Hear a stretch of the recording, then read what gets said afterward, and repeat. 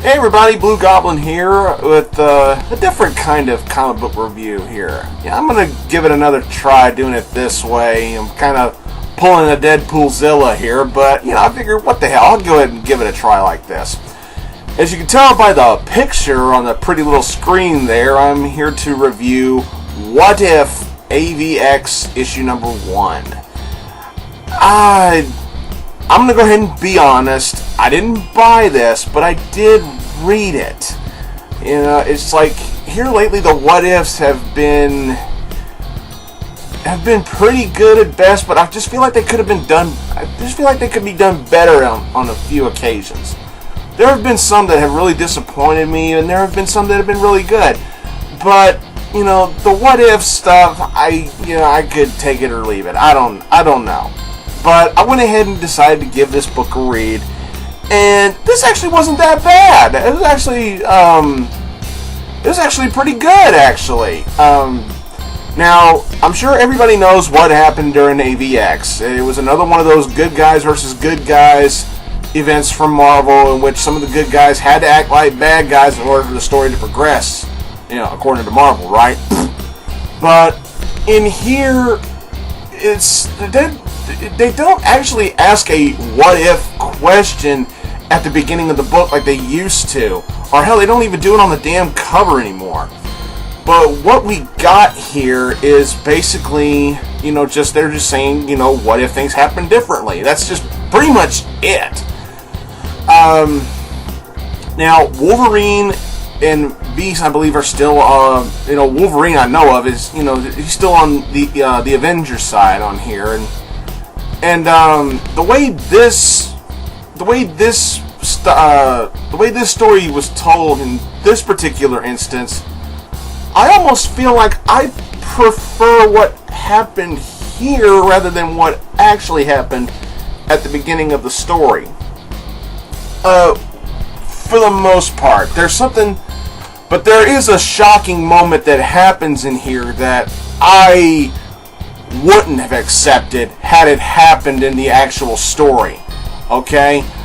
I'm not going to spoil it, but there's a really big what the fuck moment near the end of the book. And thank God it happened here. If this had happened in the actual story, then I would have been pissed off.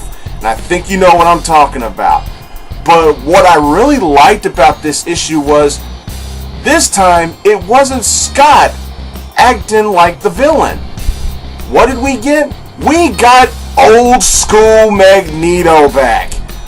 I mean, anybody who loves Magneto the way he used to be, the classic maniacal egomaniac villain that he once was, if you love that Magneto, I promise you, you may enjoy this book.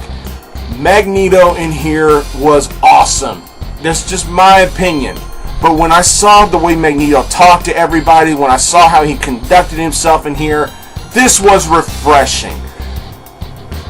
And it's like the animosity when the Avengers and the X-Men finally come face to face in this book, just like it was in the actual story, here the animosity is almost instant. And I actually liked that. And Magneto makes a lot of statements in here, and it's just very well done. The cliffhanger is a big whoa kind of cliffhanger. Very nice. I was really appreciative of this. The Avengers have already sent out some of their big guns to handle the Phoenix Force, which is approaching Earth, and things are, according to the teaser cover for the next issue, you know, things may turn out a bit different, to say the very least. But I'm not going to give it away. I'm not going to spoil. I'm going to try my best not to spoil too much. But you know, the stuff that Wolverine says in here, you know, it's just like, wow, just kind of depressing. You know, he's telling the X-Men, is like, look, we know what the Phoenix Force did to Jean. What do you think it's going to do to Hope? Because everybody's still saying, you know, Hope was the chosen vessel for the Phoenix Force, and yes, she was in the actual story. But this was an interesting little twist and an interesting tweak to the story. You know, with the way Magneto was in here, it was so refreshing. But then again, this is a what if book, so you know, it's like I wish I could have taken elements from this book and swapped it out for elements of the actual story. Yeah, that's just how I feel. This book was pretty good. The writing was solid. The artwork was pretty good for the most part, and the plot progressed very well. It was very well paced. Every character in this book had a specific spot, and it just seemed like Marvel actually tried this time with a what if book. I thought this was really good. I give it 3.5 stars out of 5. You know, it was well above average, but it just wasn't perfect because that, and the simple fact is that we know this never actually happened in the actual continuity. Like I said, it's a what if, and I'm still a little peeved that we got the Magneto I like here rather than the Magneto we got in reality. You know, I just took it for what it was. A good book. I recommend giving it a read. I'm not going to tell you whether or not you should buy it. I'm going to leave that up to you. Well, I hope you enjoyed this review of What If AvX issue number 1. I may review the rest of the series, and again, I might not. But I figured for this one time, I thought, you know, what the hell, I'll give it a go.